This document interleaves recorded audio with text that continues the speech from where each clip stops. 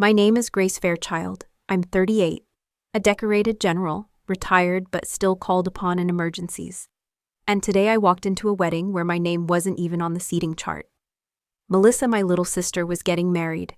We hadn't spoken in 5 years, not since the day she told me wearing a uniform doesn't make you important. You're still just Grace. I showed up anyway, in full dress blues. My medals neatly pinned, my posture straight chin high. But no one greeted me.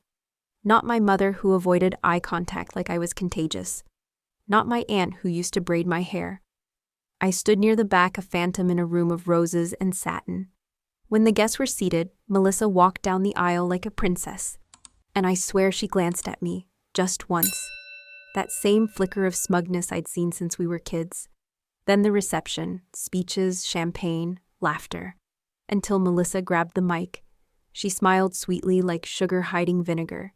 "I just want to thank everyone here tonight," she said. "Especially those who matter." A pause.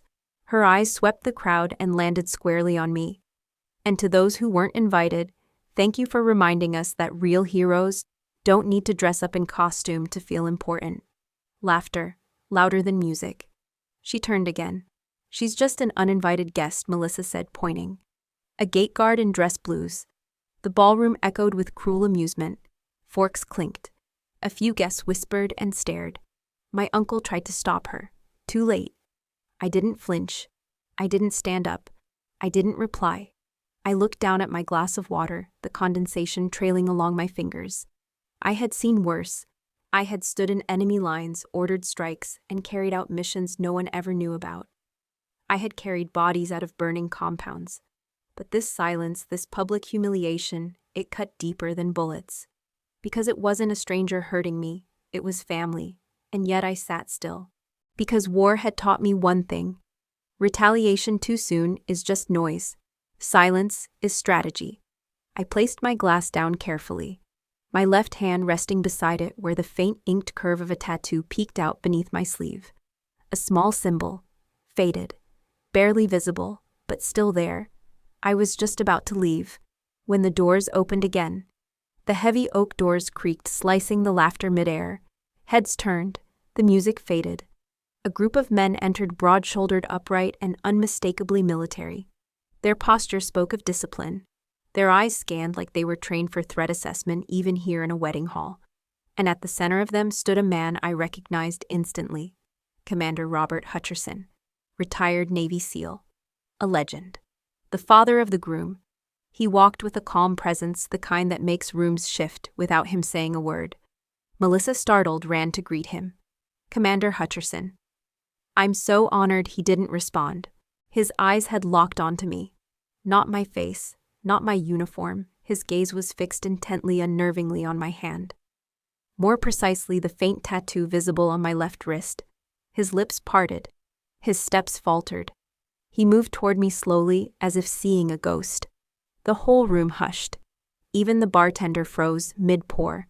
He stood before me, his eyes filled with something I hadn't seen in years. Recognition. "Wait," he breathed. "That mark." He looked again, closer this time, as if confirming what couldn't be true. "That's the blood path. The one from the western ridge." A beat passed. The room had stopped breathing. He looked up, into my eyes. His voice cracked as he asked General Grace, You saved half of us that night." He didn't wait for a reply. Instead, in front of the entire hall, Robert Hutcherson brought his right hand to his brow and saluted. Straight, firm, respectful. And then something even more unbelievable happened. One by one, the other SEAL veterans behind him followed suit. No hesitation, no whisper, no question. A dozen war-hardened men dressed for a wedding but moving like they were on sacred ground saluted me. Not because of my rank, but because of that night in Kandahar. Because of a mission we were never supposed to survive. Because I had gone back into the fire when the order was to retreat. And I got them out. I heard the gasps, the shifting chairs, the trembling fork in Melissa's hand as it slipped and clanged to the floor. My mother pale as porcelain. And Melissa, my sister in white, sank slowly into her seat. No more laughter, no more mockery. Just the thunderous silence of truth crashing through denial. I stood up not to make a scene, but because I was done shrinking. I nodded back to the men, hand over heart. And finally I spoke, quiet, steady. I never needed an invitation. The room remained silent, but in their eyes, I saw it. Respect, recognition, and in some regret. My father died on a Monday morning. It was early spring, and the rain hadn't stopped for 2 days. I arrived at the cemetery 15 minutes before the ceremony started, but even then my name wasn't listed among the immediate family. The funeral director didn't recognize me. Friends of the family to the left, he said, motioning away from the front rows. I opened my mouth to respond, then stopped. He wasn't wrong. I found a seat 3 rows back, still close enough to see my sister holding tightly onto my mother's arm like a porcelain doll. My mother wore all black, her eyes dry, her chin lifted. Not once did she look in my direction. My sister Melissa saw me. Her face didn't change, not even a twitch. She just turned her head. No one spoke to me. No one leaned in with condolences. The pews were packed with people who'd known me as a child, who'd watched me leave for the academy, cheered when I earned my first stripe. And now they looked through me. During the eulogy, the chaplain said Robert Fairchild is survived by his loving wife, Clara, and his daughter, Melissa. That was the first time I truly felt like I didn't exist. After the service, I waited near the exit. I didn't want drama. I just wanted to pay respect. My mother walked by slowly, her gloved hands tight around her purse. She paused in front of me. Not a hug, not a nod. She whispered, "You didn't need to wear the uniform. This was a family event, not a military parade." And then she walked away. The silence that followed lasted nearly 5 years. No birthday calls, no Christmas cards, no text to say she'd moved houses. I found out from a neighbor. During those years, I focused on work. I led 3 international missions, coordinated disaster relief operations, and taught at the War College. I should have been up for brigadier. I had the record, the recommendations. But then came the email. It was short, cold, from the board. Your promotion status is under internal review. A formal complaint has been filed. Effective immediately, your candidacy is suspended pending investigation. I stared at the screen for a full minute. What complaint? No details were attached, no names, just anonymous source claims, repeated misconduct, and manipulation of military records. It didn't make sense. I'd never altered a single document. Every medal, every deployment earned in fire, blood, and sacrifice. I reached out to my superior. No answers. HR stayed silent. My legal rep said, someone's trying to bury you without fingerprints. The review took 11 months. During that time, I was sidelined. No field access, no teaching clearance, no pay increase. When it was over, they quietly reinstated me. No apology, just a letter. The claims could not be substantiated. You may reapply for promotion in the next cycle. But the next cycle came and I wasn't even considered. My name was no longer on the shortlists. I was now marked unofficially. That was the beginning of the unraveling. And in that long year when everything slowed, when I woke up each morning to silence and suspicion, I started thinking about the funeral again, about the moment my mother told me I didn't belong. I remembered how Melissa didn't even look surprised when I wasn't named in the eulogy. I remembered how at family reunions years before, she'd always joked Grace likes to play soldier, but she's really just hiding from us. And then I remembered something small, something I hadn't thought about in years, a conversation in the hallway of our old house. I'd just returned from a mission. I overheard Melissa on the phone laughing. She thinks they actually respect her. All those men. Please. She's just convenient. One day someone's going to show the truth about her little shiny badges. Back then I brushed it off. I was tired, jet-lagged. I gave her the benefit of the doubt. But now, with a ghost complaint that nearly destroyed my career, with a mother who erased my existence, with a family that had closed ranks without me, I had to ask myself a painful question. What if they had helped write that complaint? What if my own family had quietly, deliberately erased me? And worse, what if they believed I deserved it? The Western Ridge was the kind of place where maps lied. Every line was out of date, every turn unfamiliar. Nothing matched the satellite feed. It was the kind of terrain that swallowed men whole and left no bones behind. I was stationed on Overwatch that week, running silent comms for Task Force Indigo, a Black Ops SEAL team executing a hostage recovery just south of the ridge. I wasn't part of their team, just support. That was always the deal with me. Invisible backbone, never on the photo. Things went wrong on the fourth day. Their radio feed went dead around 0200. One moment a whisper of movement, the next static. Then a single call came through. It was Robert Hutcherson, the SEAL team commander. Contact, North Slope, ambush, 3 down. Requesting air, anyone. Please, that was all. I checked the tactical grid. No air units within range. The backup unit was 12 clicks out and stuck in low fog. No way they'd make it in time. My orders were to wait, but I didn't. I'd studied that area for weeks, knew the ravines, the ancient rock scars, the trickling red streams that cut into the earth like veins. I knew where the light would hit and where it wouldn't. More importantly, I knew how to move without being seen. I made the call. I took a small recon team, just 3 of us, and we dropped in 2 kilometers south of the last signal. We carried only light gear, no GPS, no beacons. If things went bad, no one would come for us. The firefight was still echoing when we arrived. Flashes in the mist, the kind of violence you feel in your teeth. We crawled in under the brush and spotted 4 SEALs pinned behind a collapsed ridge. One was unconscious, bleeding heavily from the thigh. Another had broken fingers. Robert was hunched low on ammo, trying to keep morale alive with half sentences and blind fire. I motioned my team to flank left, but just as we moved, a sniper's shot clipped the branch inches from my face. I hit the ground hard. Everything turned quiet inside my head. That ringing steady and cold. I pulled myself behind a root and realized what needed to happen. The team couldn't move, they didn't know the terrain. If they stayed put, they'd be dead within minutes. I took out my knife. There was no paper, no map, nothing to mark. So I slid a line across my palm and let the blood pour onto a flat rock. With my free hand, I used the edge of the blade to draw a crude diagram in the mud arrows, elevation notches, and narrow exit path between 2 sharp outcrops. The terrain was steep but climbable. If they followed it, they'd reach a hidden drop zone where a medevac drone could land. I handed the rock to Robert. He blinked. "This is blood, I know," I said. "Just follow it." We threw a smoke canister to the east to draw attention, then guided the SEALs west. It worked.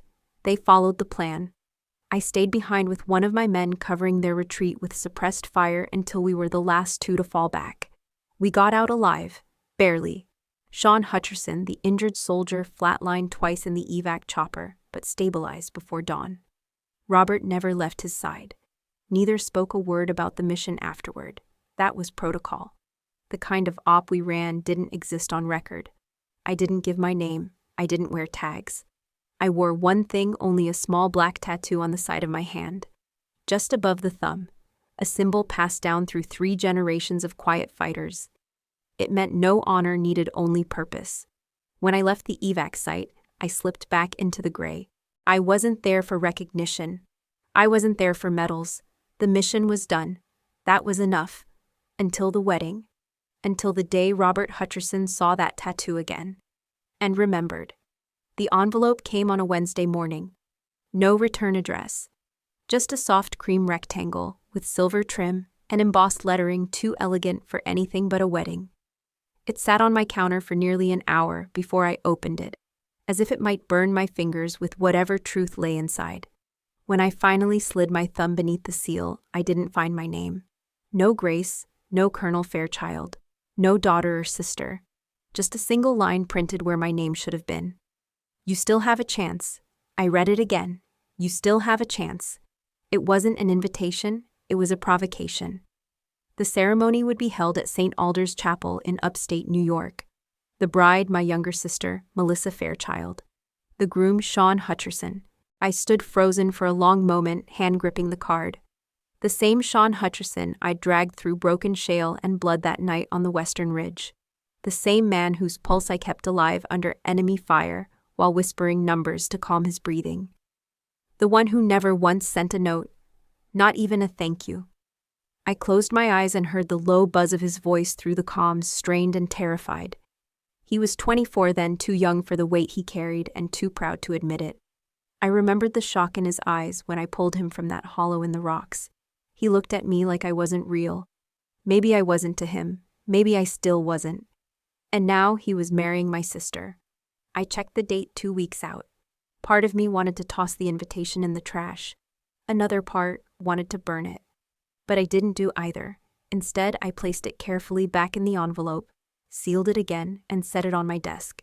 That night, I walked through the park across from my apartment, letting the air steady my thoughts. The trees were shedding the last of their spring blossoms. They reminded me of home before everything broke. I thought about my mother, her silence at my father's funeral, the way she turned her face when I entered the room. I thought about Melissa always smiling too brightly, always needing the center. And now she'd married herself into the very family who never acknowledged what I did to keep their son alive. It wasn't just a wedding, it was a rewriting of the past, a final draft where I had no place, no name, no voice. I could have ignored it. I could have stayed home, let them celebrate without me. I'd done it before, birthdays, holidays, promotions. I had grown used to the space my absence filled. But this time felt different. Not because I wanted their approval, God knows that ship had sailed, but because I wanted to see it with my own eyes. I wanted to see how far they'd gone to forget me. I wanted to measure the distance between who I was and who they pretended I had never been. So I booked a ticket. Not first class, not with military honors, just Grace Fairchild in economy seat 22C, next to a coughing teenager and a man reading stock reports. No uniform, no insignia. Just a pressed suit and the quiet resolve of someone who'd been erased too many times to keep pretending it didn't matter. I arrived in town 2 nights before the wedding, checked into a modest inn on the edge of the village. I didn't tell anyone I was there. Didn't RSVP, didn't ask for directions. The chapel wasn't hard to find. I sat in bed that night with the lights off, listening to the low hum of passing cars. And I made a promise to myself I wouldn't cause a scene. I wouldn't demand recognition. I would walk in, sit down, and observe like a ghost at her own family's table. But I also promised this, they would see me. Even if just for a moment. Even if it cracked their carefully painted picture. Because sometimes silence screams louder than rage, and mine had been echoing for far too long. I arrived at my childhood home the day before the wedding. The garden looked exactly as I remembered, hedges trimmed with surgical precision hydrangeas, blooming in whites and pale pinks. Not a single petal out of place. It was the kind of house that appeared in magazines, elegant, controlled, sterile. My mother opened the door wearing a soft blue dress and pearl earrings. Her makeup was flawless, not a wrinkle disturbed by time or grief. She didn't hug me. Instead, she stepped aside and said, "You're early. The guest room is made up. No welcome home, no I missed you. Just efficient hospitality." I stepped inside. The air still carried the faint scent of lavender and lemon polish. Every surface gleamed. Every picture frame was perfectly straight. I saw the family portraits lining the hallway, Melissa at her law school graduation. Melissa in Paris, Melissa with her fiancé. I was in none of them. At dinner, she spoke in that careful voice she reserved for country club luncheons and political fundraisers. Calm, elegant, insincere. "I hope you'll be discreet tomorrow," she said, slicing into her salmon. "Let's not make things uncomfortable for everyone." I looked up. Define discreet. Her eyes didn't lift from her plate. "Don't wear the uniform, it makes people nervous." I set my fork down. "People?" She finally met my gaze. "You know what I mean. This is Melissa's day. Don't make it about you." I didn't answer. There was nothing to say. The next morning, I found Melissa in the living room, surrounded by bridesmaids and flashbulbs. She wore a silk robe and an expensive smile. Her makeup team was adjusting her lashes when she spotted me. "There you are," she said brightly, as if we were the best of friends. "Come stand here, no left of me. We're doing the 3 women of the Fairchild house photo." A photographer with a neck tattoo and a lanyard snapped rapid-fire shots, while Melissa adjusted my sleeve like I was a mannequin. "This is perfect," she chirped. "It shows we're still a family despite everything." I didn't ask what everything meant. I just smiled and let her pose me like a prop. That afternoon, we rehearsed the seating arrangements. I scanned the chart posted outside the chapel door. Names printed in looping script. I searched for mine and found it 3 rows from the bottom, Grace Fairchild, misspelled, and not even corrected with a pen. My assigned table was near the restrooms beside a speaker that hissed with feedback every time the music shifted. My place card was crooked. No one else seemed to notice. I sat in silence, watching guests pass with flutes of champagne and congratulations. Some nodded politely. Most didn't see me at all. I was a shadow with a crooked name tag. At one point, Melissa floated by in her rehearsal dress, a glass of Prosecco in hand.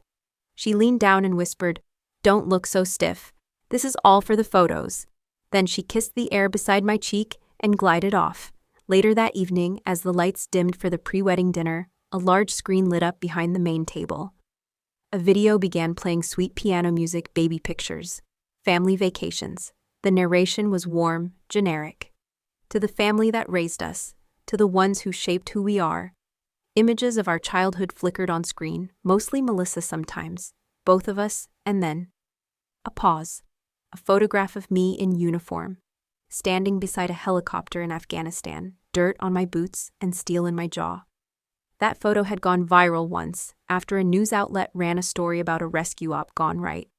But here it was just another image in a slideshow. No context, no name, no explanation. The room clapped politely. Melissa dabbed at her eyes with a linen napkin. My mother smiled softly. But no one turned to look at me. Not even once. Not to ask what that picture meant. Not to ask what I'd done. Not to thank me for it. To them it was a decoration, something to add gravitas to the pageantry. A borrowed valor they could display without ever having to acknowledge the cost. The slideshow ended with a photo of Melissa and Sean, laughing in a meadow, arms outstretched like models in a perfume ad. The applause rose louder. I clapped too. Slowly, precisely. Like a guest who had just seen a performance. Because that's what it was. A performance. This wasn't a wedding. It was a showroom of curated smiles, rehearsed lines, and perfect lighting. A place where everything had a place. Except for the truth. I sat back in my chair, letting the noise wash over me, and realized something: they hadn't just excluded me. They had replaced me. And the world they built, this polished, airbrushed illusion, they would do anything to protect it from the memory of who I really was. But tomorrow they wouldn't have a choice. The morning after the rehearsal dinner, I woke up before dawn. Not out of excitement or nerves, but because something inside me refused to settle. Something didn't sit right. I had learned to trust that instinct. I sat on the edge of the bed, letting the early light fall across the faded photograph on the nightstand, Dad holding my hand on the day I graduated from West Point. His smile was quiet but proud. He hadn't said much that day. He didn't need to. It was in his eyes. That memory carried me through the worst nights overseas. It grounded me when my own country turned its back. And it whispered to me now, look closer. So I did. I pulled out my tablet, logged into the encrypted military portal, and accessed my internal review file, something I hadn't dared look at in over a year. The screen loaded slowly. I scrolled past the summaries, past the formalities, until I reached the reason I had been denied promotion.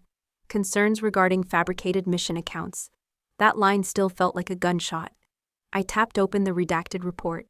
Attached to it was the original source of the claim, an anonymous email sent directly to the Department of Defense's internal ethics channel. It was titled Fraudulent Conduct. GF, and its contents made my blood freeze. She never led that mission, it began. She was air support at most. She inserted herself into the story. There were no witnesses, no commendations filed. It's all smoke and mirrors for career advancement. The email was calculated, surgical. It didn't sound angry, it sounded professional. Like it was written by someone who knew exactly how to stay just inside the line of plausible concern while lighting a fire they knew would burn quietly and effectively. I read it twice, 3 times, and then I opened the file's metadata. The email had been scrubbed, rerouted through 3 anonymous relays. Standard obfuscation. But I had tools. One of them was a linguistic forensics module designed for intelligence cases, authorship attribution through natural language processing. I uploaded the message. Then for comparison, I uploaded 5 documents I had stored on this very device. Emails from Melissa over the years, her scholarship essays, her law firm blog post drafts, her long-winded holiday newsletters. The analysis took 3 minutes. When it finished, the result blinked back at me: linguistic match, 96.4% confidence. Subject Melissa Fairchild. My stomach turned. I read the number again. Not 80, not even 90, 96%. It was her. I leaned back in the chair, heart racing. For a second I felt nothing, then everything. It was her. It was Melissa who had written that email. My own sister. Not just dismissing me, not just distancing herself from my past, but actively rewriting it, erasing it, undermining it, betraying it. My thoughts spiraled. Had she always seen me this way, as a threat to her spotlight, as someone whose victories made hers feel smaller? Was it envy or something deeper? I closed my eyes and let the silence expand. The betrayal wasn't just professional. It was personal. She hadn't simply accused me of fraud. She had done it quietly, systematically, with precision. She had waited until Dad was gone, until no one would question her word, until I was isolated enough for her lie to seem plausible. And then she had taken her shot. I stared at the screen, at her name, at mine, Fairchild. We had shared that name our whole lives, but she had weaponized it against me. Suddenly memories came back in sharp fragments. Her smug glances during family dinners, when I recounted missions. The way she interrupted me at Dad's memorial when I mentioned his military service. The way she always said we all serve in our own way when I came home in uniform, as if to remind me I wasn't special. I had mistaken those for petty comments, but now I saw the blueprint behind them. She had wanted me invisible. And when silence didn't make me disappear, she chose defamation. I opened my encrypted drive, downloaded a copy of the analysis, and backed it up on 2 separate secure clouds. Then I printed a hard copy. I slipped it into a folder and stared at the cover page, subject internal report Fairchild G. I could have confronted her right then, could have marched into her dressing room and thrown the printout at her feet. But I didn't. Because I wasn't interested in rage. I wanted truth. And truth, when delivered correctly, doesn't scream. It arrives calmly, quietly, and destroys everything in its path. I closed my laptop. There was a wedding today, and Melissa had made sure everyone knew their part in her performance. But she'd forgotten one thing. I hadn't read my lines yet. And when I did, no one would forget them. The reception had ended. The lights dimmed, the guests departed in clusters, and the laughter softened into memory. I stood near the corridor behind the banquet hall, the cold of the night air slipping through the half-open doors. My hands were steady. My mind wasn't. I had waited long enough. Melissa stepped out of the dressing room, still radiant in her wedding gown, still glowing with the praise of strangers. But when she saw me, her smile faltered not in fear, but in inconvenience. "Grace," she said flatly, "we need to talk." She sighed. "Can it wait?" "No." A pause. Then she gestured for me to follow. We walked down a narrow hallway away from the noise, into the quiet. Inside a small utility room behind the floral staging area, she turned. "What do you want?" I held up the folder. "I know you wrote it," I said. "The email.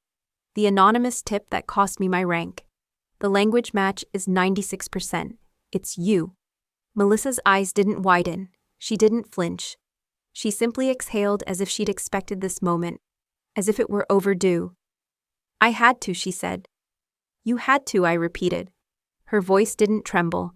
"Everyone always loved you, always looked at you like you were some untouchable thing, medals, honors. The quiet soldier who saved lives but never bragged. You made it impossible for the rest of us to be enough." I blinked. "I never asked for that. But you never apologized for it either," she said quickly. "You took up all the space. You always have. Even when you were gone, people still talked about you. Like your absence was bigger than our presence." "That's not a reason to lie," I said quietly. "I didn't lie," she snapped. "I just reminded them of what they didn't see.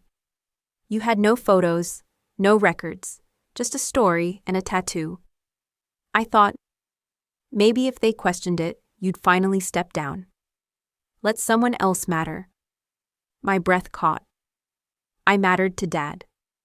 "That's why Dad is gone," she interrupted. "And for once I wanted a spotlight that wasn't filtered through your shadow." The silence after that was heavier than anything she said. I could have screamed, could have shaken her, could have told her how many nights I bled for people she'd never meet, how many bodies I carried, how many mothers I wrote letters for, how I stayed quiet not because I was proud but because I was broken. Instead, I whispered the only thing that really mattered. You knew I'd never defend myself. She didn't deny it, and that's when I understood this hadn't been impulsive. It was deliberate. It was engineered by someone who had studied my silence, counted on my loyalty, and turned both into a weapon. You wanted me erased, I said. I wanted peace, she replied, and somehow that was worse. The door creaked behind us. Mom stood in the frame, arms crossed her evening shawl, draped like a curtain of judgment. Her lipstick hadn't smudged. Not even now. I told you not to make things difficult, she said. I didn't make this difficult, I said. I just showed up. And you always do, she said. That's the problem. Her voice was low measured. Like everything she said had been rehearsed for years. You walk into rooms and people turn. You speak softly and it echoes. But families don't need spotlights, Grace. They need harmony. You are not harmony. I stared at her, stunned. You're saying I broke the family. I'm saying you make things too clear, she said. And people don't like clarity. They like comfort. That's when I knew I had never belonged here. Not really. Not in the way they needed. Not in the way they tolerated. They didn't resent my failures. They resented that I didn't fail enough to be forgiven. I looked between them, my mother elegant and cold, my sister shimmering and sharp. This wasn't a family. This was a showroom. And I had been the unsellable product. I'm leaving, I said. No one asked you to come, Melissa whispered. But I saw it, that flicker of fear behind her confidence. She thought I would burn everything down, that I would expose her, that I'd scream, that I'd cry, that I'd beg. I didn't, because I had already won. They didn't know that I'd backed up the analysis, that it was in a secure drive with legal timestamping, that I had already forwarded the email to my mentor in the Judge Advocate General's Corps, that my name, my real name, was already beginning its quiet restoration behind sealed doors. The truth didn't need fireworks, just a steady fuse. I turned to go. My footsteps echoed down the corridor. Behind me, no one called my name. No one asked me to stay. No one said thank you. But I wasn't looking for gratitude, only freedom. And I carried it in my pocket, 8 printed pages, and the silence that followed. I hadn't expected the cameras. It was a wedding, not a press conference. But someone had been filming when Admiral Robert Hutcherson froze mid-step. Someone had caught the moment his eyes locked on the tattoo hidden beneath the sheer of my sleeve. And his voice, once iron, cracked with realization. General Grace. You saved half of us that night. The moment he saluted me, everything shifted. That small movement, simple and solemn, was more than respect. It was recognition. It was history calling my name back from the void. And someone posted it. The clip made its way online by morning. No flashy captions, just a salute no one saw coming. Then it took off. Military forums were first, then veteran networks, then national news. Suddenly people were asking questions. Who was the woman in the background standing still in a pressed navy blue dress with a silver bar over her heart? Why had the Admiral of SEAL Team Echo saluted her? What was the blood path from the Western Ridge? And when the answers came, they didn't whisper. They roared. An independent journalist picked it up next. She cross-referenced the date, the operation, the casualty list, and the gaps in paperwork. She pieced together testimonies from retired SEALs who remembered the ridge, the trap, the impossible escape, and the woman with a cut palm using her own blood to trace escape lines on rock. Within 48 hours, the headline hit the front page, "The Silent Commander." How one woman saved a doomed SEAL operation and disappeared. They didn't need my confirmation. The evidence spoke. One by one, former teammates came forward, men who'd been there that night, who had chosen silence not out of malice, but out of confusion. My name had been scrubbed from mission records. Classified under support unit, unknown, but they remembered. Their voices stitched the story back together, the ambush, the chaos, the smoke, the compass ripped from my belt, the way I slashed my hand without hesitation and wrote arrows across shale and dirt to lead them to safety. And Sean the groom, he said nothing. Not publicly, not privately. He didn't deny. He didn't thank. Just silence. But his father did speak. Admiral Hutcherson released a formal statement to the press. It read, "General Grace Fairchild is not only a hero, she is the reason I and most of my men returned that night." Her leadership, composure, and sacrifice should have been acknowledged long ago. That salute was overdue.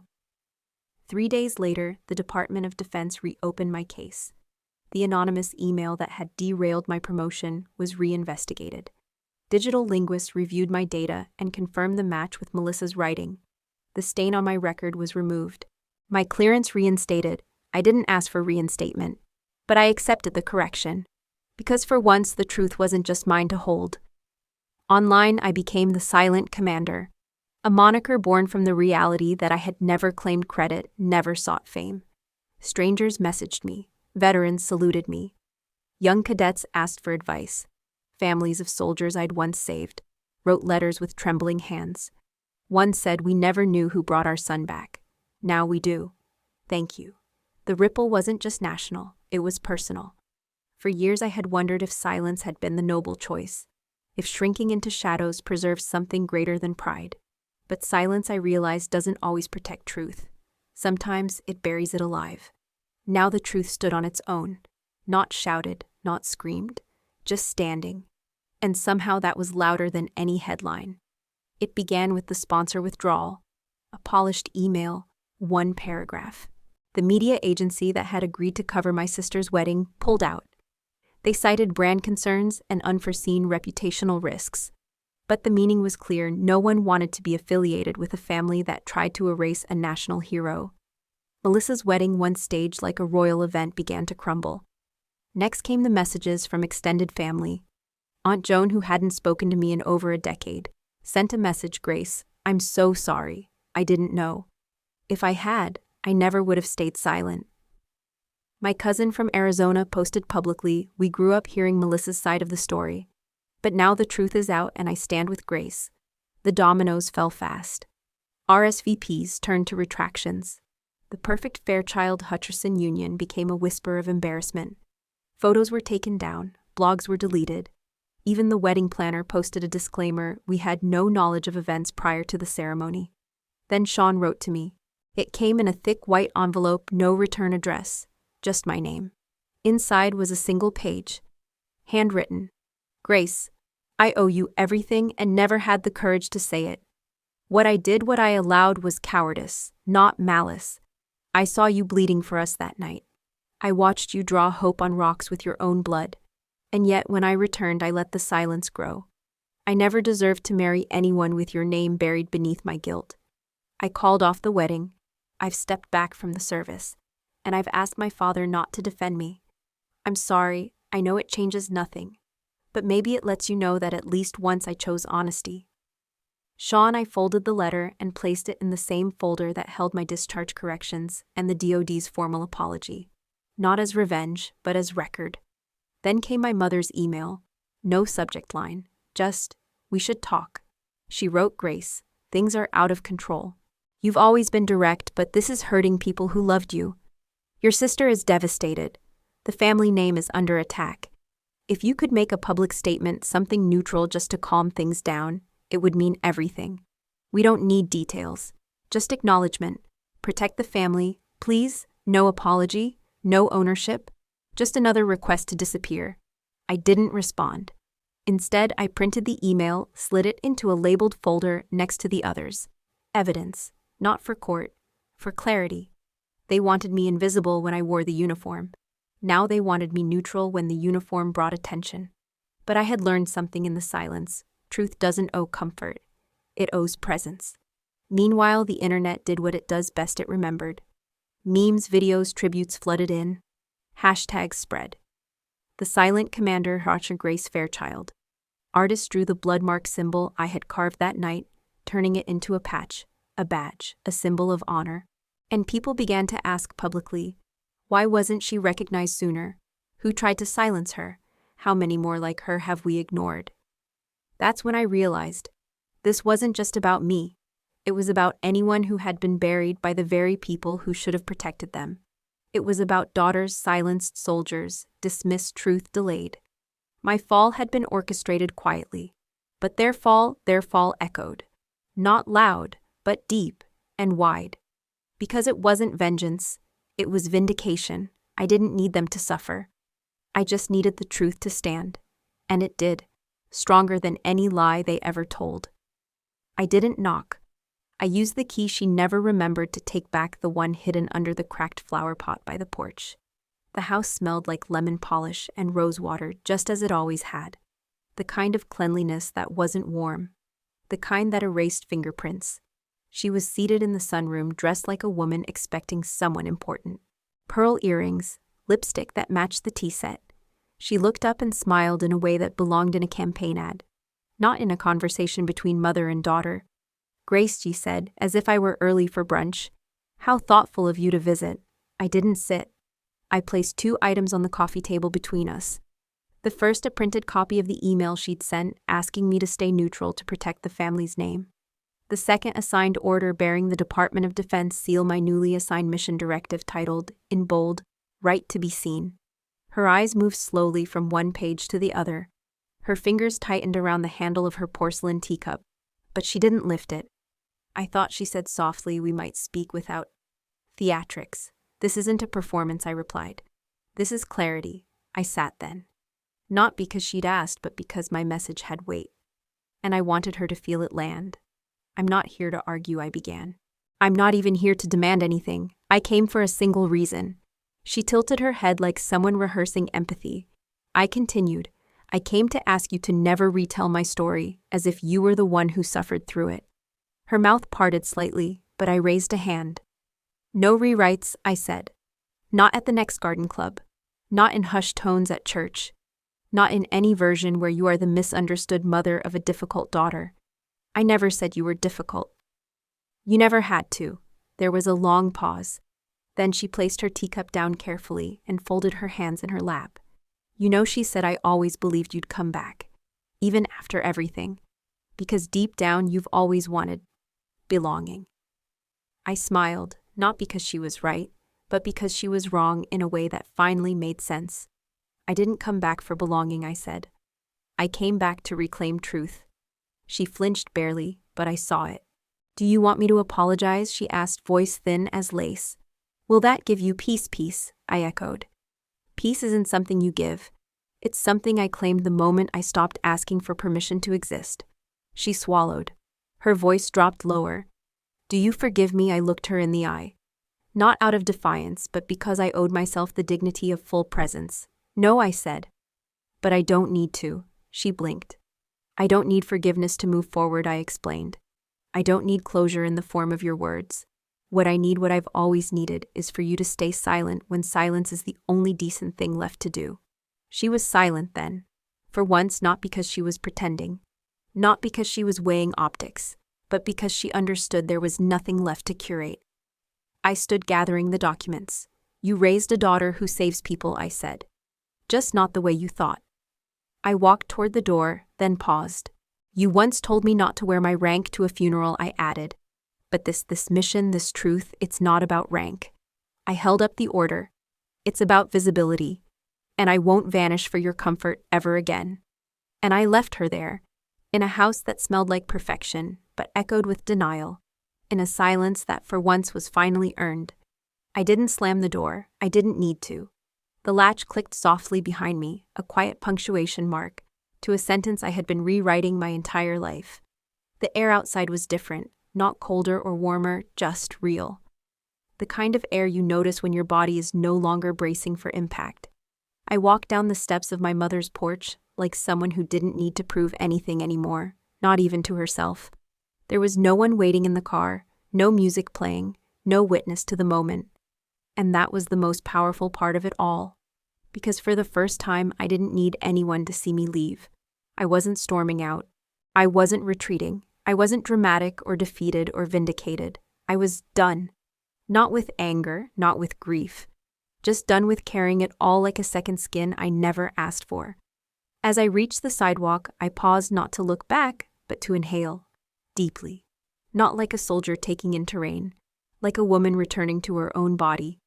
My boots made soft thuds on the pavement, but they didn't feel heavy. Funny how I used to walk around with medals weighing on my chest, and silence weighing on my name. Now I had neither, and yet I felt taller. Every step was a quiet ceremony. Not of revenge, not of triumph, of release. It wasn't about winning. I knew that now. It was never about convincing them to love me the right way or speak my name with pride. It was about not shrinking to fit their comfort anymore. The street was lined with old trees, ones I'd walked past hundreds of times, growing up always wondering if they remembered more than my family did. This time, I didn't wonder. I simply let them stand. Like me. At the corner, a little girl was learning to ride her bike, her father jogging beside her with open arms and a loud cheer. "Keep going, you've got it," I smiled. Not because I envied it, but because I had become it. Not the little girl, the voice inside that finally believed I've got it. I kept walking. There was no destination. I didn't need one. I wasn't walking toward something. I was walking without something. Without the echo of my mother's disappointment. Without the sting of my sister's envy. Without the ache of being edited out of my own life. I passed the bakery where we used to get Sunday rolls. The library where I once checked out every book on Navy history. The bench where my father once told me you don't have to be loud to lead. And maybe that was the part they hated most. That I didn't shout. That I didn't plead. That I saved lives without asking to be crowned. But this silence, the one I carried now, wasn't like theirs. Theirs was erasure. Mine was clarity. Mine said, "You cannot rewrite me anymore." As I reached the edge of the block, I paused for one last look. Not at the house, not at the past, at myself. There was a shop window, its glass slightly warped. My reflection wasn't perfect, but it was honest. A woman in plain clothes, no badges, no scars showing. Just eyes that had seen too much and blinked less often because of it. Just a spine that no longer curled to make room for people who never offered space. Just a name, Grace Fairchild, that no longer waited for someone else to say it. I touched the tattoo on my hand, not to remind myself of what I'd done, but to remind myself I didn't need to prove it anymore. I smiled, not for the window, for me. And I walked on, leaving nothing behind but weight that never should have been mine to carry. It started with one letter, not to my mother, not to Melissa, but to a woman in Georgia, a veteran, discharged with honors but erased from every photo in her family's house. I found her through a military support forum. She had written anonymously, asking if anyone else had been told to tone it down at their own welcome home dinner. I replied with my real name. She wrote back in disbelief. "You're the silent commander." I told her yes, but I was done being silent. That's when the idea was born. I called it the bloodmark protocol, named after the mark I made with my own blood to guide others out of the ridge. It was never meant to be a symbol of pain. It was always about direction. And now it would guide others too, those who survived combat, but came home to a different kind of battlefield. Shame, silence. Families who celebrated the idea of sacrifice, but shrank from the messiness of its aftermath. The bloodmark protocol would be a space, a network, a fund, and most importantly, a voice for those who weren't just fighting PTSD, but betrayal from those who should have held them. I didn't expect the momentum. Within weeks, we had hundreds of stories. A Marine whose sister claimed his silver star was a fabrication. A Navy linguist whose father told guests she only did translation stuff and not real missions. An Army medic whose wedding invitation labeled her as former military aide, while listing her brother, a civilian recruiter, as hero. Their stories weren't about needing glory. They were about being invisible in the very rooms they had fought to protect. I knew exactly what that felt like. And I wasn't going to let it continue. I filed for nonprofit status. I built a small board, no titles, no ranks, just people who had lived it. We launched a campaign called Home Isn't Always Safe, and then came the call from the Pentagon. They wanted me to speak, not in a small forum, not behind closed doors, at the Defense Policy hearing on veteran reintegration and family trauma. They gave me 5 minutes. I took 7. I walked in without a uniform. I didn't want them to listen because of my medals. I wanted them to hear me because I told the truth. I stood before generals, senators, analysts, and I said, we have policies for battlefield injuries, for re-entry, for mental health. But what protocol exists for betrayal by blood? What about the soldiers who come home and have to pretend they weren't there because their families find their strength inconvenient? We honor silence too much. We need a framework for recognizing when silence becomes violence. We need a resilience protocol for the invisible aftermath. The room was silent, not out of offense, out of recognition. Afterward, a retired admiral came up to me. "They'll resist it," he warned. "Families are too sacred a topic." I nodded. So was combat. Until women died in it, he didn't argue. Weeks later, I got the call they were assigning a task force to study family origin trauma in veteran reintegration cases. It wasn't a miracle. It was a start. The bloodmark protocol expanded. We opened our first center in Colorado Springs. We staffed it with counselors, legal advisors, and translators for those whose families weaponized culture and silence. We offered protection not from the enemy, but from erasure. One of our slogans read, "You should not have to disappear to survive your homecoming." Every day I saw women and men walk into our doors unsure if they were allowed to be angry. By the time they left, they weren't angry. They were whole. And so was I. I hadn't rebuilt a family, but I'd built something stronger, a foundation that didn't flinch at the truth. And this time, no one could rewrite it. Not even blood. After I stepped down from the podium, I didn't expect applause. And I was right, there wasn't any. No standing ovation, no handshakes queued in a row, no reporters shouting questions, just silence. But not the kind that used to haunt me. This one had weight and respect. I turned and walked back toward my seat at the rear of the chamber. I was almost there when I noticed him. A young officer, probably mid-20s in full-dress uniform. He rose quietly from his chair and stepped into the aisle. He stood at attention. And then he saluted me. Not a lazy gesture, not a hurried motion to check a box. It was deliberate, steady, measured. He held it. For a second I wondered if I should respond. The ceremony was over. The hearing was adjourned. I wasn't in command anymore, but I nodded. I gave a single slow nod. It wasn't protocol. It was personal. He lowered his hand. No words, no smile. Just a breath of air held in his chest like he was anchoring something heavy. And then he returned to his seat. No one else moved. No one needed to. That one salute said everything. I sat down and kept my hands in my lap. My breathing was calm. My heart didn't race. For the first time in years, I didn't feel the need to explain myself to anyone. There were no cameras flashing, no dramatic orchestras playing in the background. Just a room full of people who had heard the truth and hadn't turned away from it.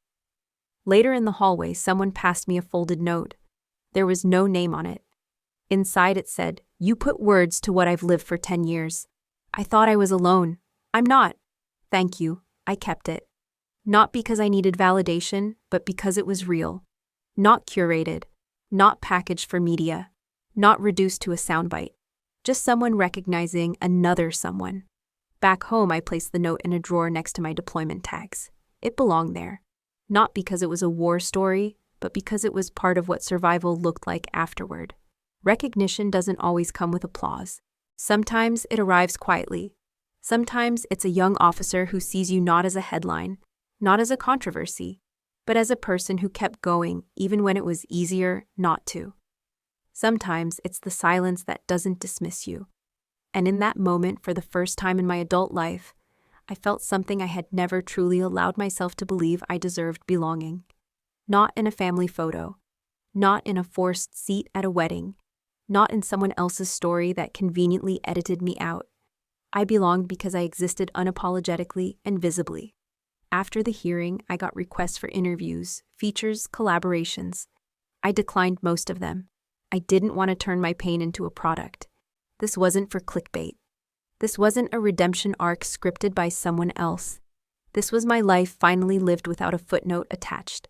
A week later, a senator's office reached out requesting my presence at a private roundtable.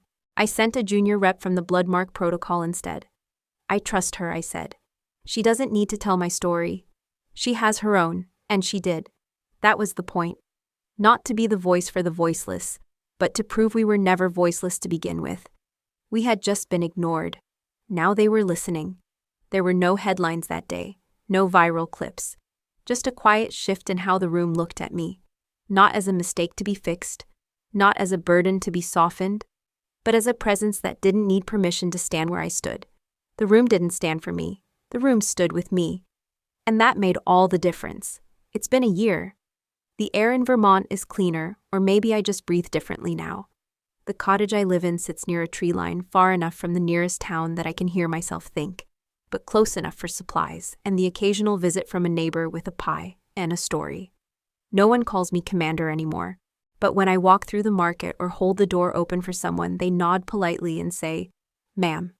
Not because they know what I've done, but because of how I carry myself now. I don't correct them. There's a rhythm to my days. I rise early. I tend the little herb garden, out back make coffee, and read the local paper, even though it's mostly about farmer co-ops and bake sales. It's enough. Once a week, I teach a survival course for younger veterans. We don't talk about medals or missions. We focus on the present, how to build a fire without kindling, how to read the sky before the rain comes. Some of them still walk like they're carrying 1,000 pounds on their backs. I don't tell them to let it go. I just show them how to carry it differently. Sometimes that's all someone needs. The young ones call me Miss Fairchild or just G. A few have asked what I used to do. I tell them I worked in logistics. It's not a lie, just not the whole truth. They see the tattoo on my hand, the small mark just below my thumb. It's faded and most think it's some sort of symbol from a past deployment. A few ask directly, "Ma'am, what's that ink mean?" I usually smile. Sometimes I shrug, and once when a boy named Eli pushed a little harder, I said, "It means I survived being erased." He didn't ask again. At night I sit on the porch with a blanket and a journal. I don't write about the past. I don't need to anymore. The silence isn't lonely now. It's mine. The wind rustles through the trees in a way that reminds me of chopper blades, but not enough to unsettle me. I've made peace with echoes. A while back, someone from a national magazine reached out. They wanted to do a profile, the woman behind the medal. I declined. The story they wanted had already been written, and I didn't write it. This life here now, this is the version I authored. My neighbors know me as the woman with strong shoulders and quiet eyes. The kids think I used to be a park ranger. I don't correct them either. Let the legends be soft ones. I get letters sometimes, mostly from people I've never met. Veterans, wives, daughters, sons. Strangers who read the transcript from the hearing and felt something crack open in them. I read each one. I don't always respond, but I keep them stacked in a drawer beside the matches and compass I use for class. Not as trophies, as reminders that telling the truth once is enough. You don't have to scream it from the mountaintop every day for it to stay real. One morning, a local shopkeeper handed me a folded note with my change. Inside, in crooked handwriting, it said, "Thank you for not letting them write you out." I walked home in silence, held the paper between my fingers, and didn't cry. There's a freedom in not needing to explain anymore, in not having to defend what you lived through to those who never wanted to understand. In the spring, I plan to expand the program. Not into a nonprofit. Nothing with a board or donors. Just more space in the woods, more tools, more hands, learning how to survive and maybe how to begin again. Sometimes I still get the urge to check old news clips, but I don't. Not because I'm afraid, but because that version of me belongs to a time that no longer defines me. I don't need to prove it, not to them, not even to myself. I just wake up, plant things, teach skills, and let the quiet remind me I am still here, and I am not invisible. There's a drawer in my cottage. Old oak single handle, doesn't quite close all the way. Inside, I keep matches, a compass, folded notes from strangers, and one envelope I never opened. It came from my sister. The handwriting on the front is unmistakable. A little rushed, a little careful, like she wasn't sure whether to finish writing my name. But she did. Grace, nothing more. No return address. No postmark I could trace. Just that one word. I kept it. At first, out of curiosity, then out of habit. Then because I wanted to prove to myself that I could hold on to something without letting it have power over me. Months passed. Seasons changed. The envelope stayed there untouched. Sometimes late at night, I'd sit on the porch and wonder what it said. Maybe an apology. Maybe another attempt to twist the narrative. Maybe silence in the shape of words. But the truth is, I didn't need to know. If there was regret in that letter, it wasn't mine to carry. If there was denial, I'd already lived through enough of it. And if there was love, it was too late to be built on ashes. Yesterday, the rain started before dawn. Steady cold, not the dramatic kind that demands attention, but the kind that sinks into soil and stays a while. I lit a fire in the old stone hearth, not out of necessity, but because it felt like the right kind of day to let go. I opened the drawer, took out the letter, stared at it for a moment. and then walked to the fireplace. I didn't hesitate.